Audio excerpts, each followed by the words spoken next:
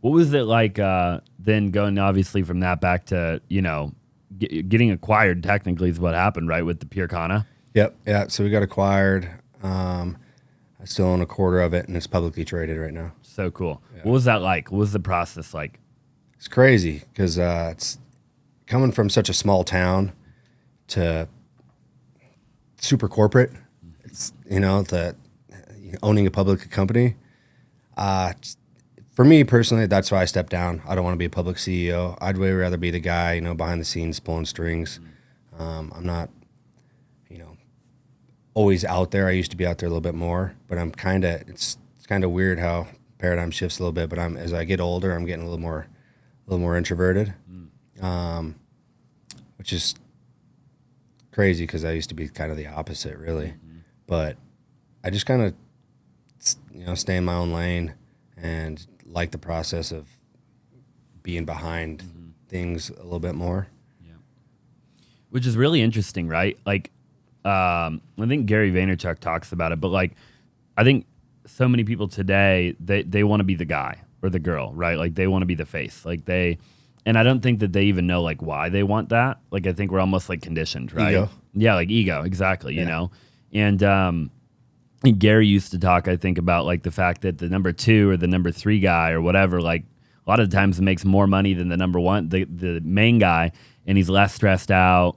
Like he's just able to kind of do whatever, right? Like, and it's just ego that makes you want to be the number 1 guy, right? Yep. And so like, it seems like you kind of just described that in a way, right? Yeah. And I mean, going back a little bit, to answer your question a little bit better, when we were getting acquired, there's multiple companies, or investment firms that, approached us that we went through the process with, and, we felt that our numbers were better than some of the offers that we were getting.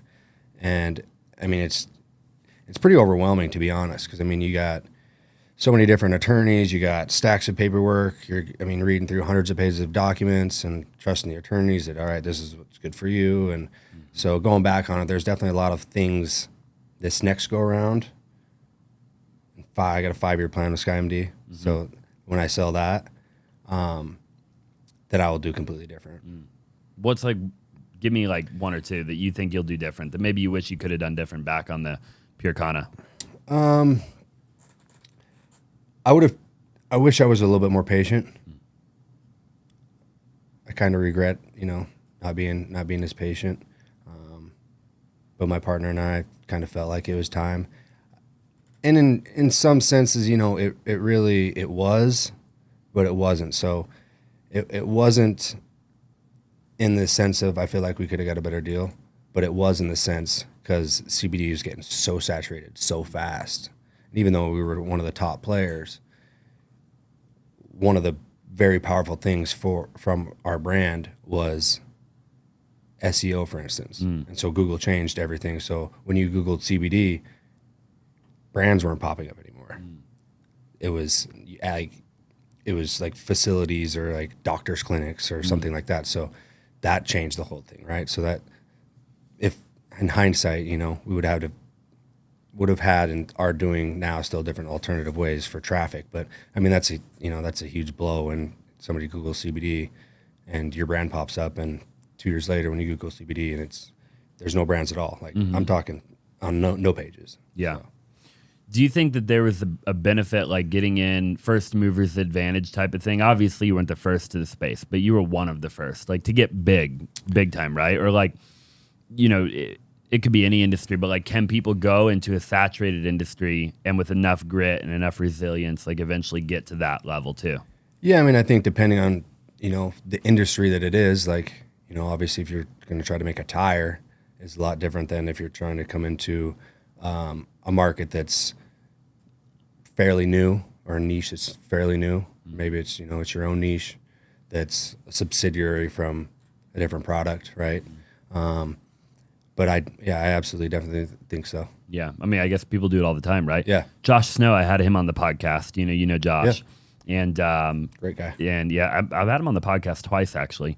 And he went into one of the most saturated industries of all time, right? Right. Which is like teeth whitening. Like yeah. like you're playing with some big players. Yeah. And he obviously you know, I mean, look at his results, you know, so. Yeah. And he's, you know, he's a little different breed than, you know, majority of people, right? So, but he had a lot of success doing other stuff before that. He had a little bit, you know, more capacity and wherewithal to know kind of the path that he needed to go and attack that, right? Yeah. Like, you know, he might tell you different, but I would assume if that was like his first company trying to go in there and do that, you know, not saying it would have never been that successful, but Yep. you It'd know, be tough for sure. Yeah. Yeah. Yeah. Yeah. Just the things that you learn along the way. Yeah. You know? And like, I've had a bunch of companies that haven't been successful at all. Like when I was in college, I had a apparel company and I just sold shirts to all my buddies and, you know, whatever, and that I thought was going to be a big thing. And they was called the lead athlete. It just was never ended up being anything. And I've had investments that have shit the bed and fucked over by a lot of people. And that just all kind of comes with the territory. You just got to kind of learn to stomach that, know that, you know, there's greener pastures. For sure.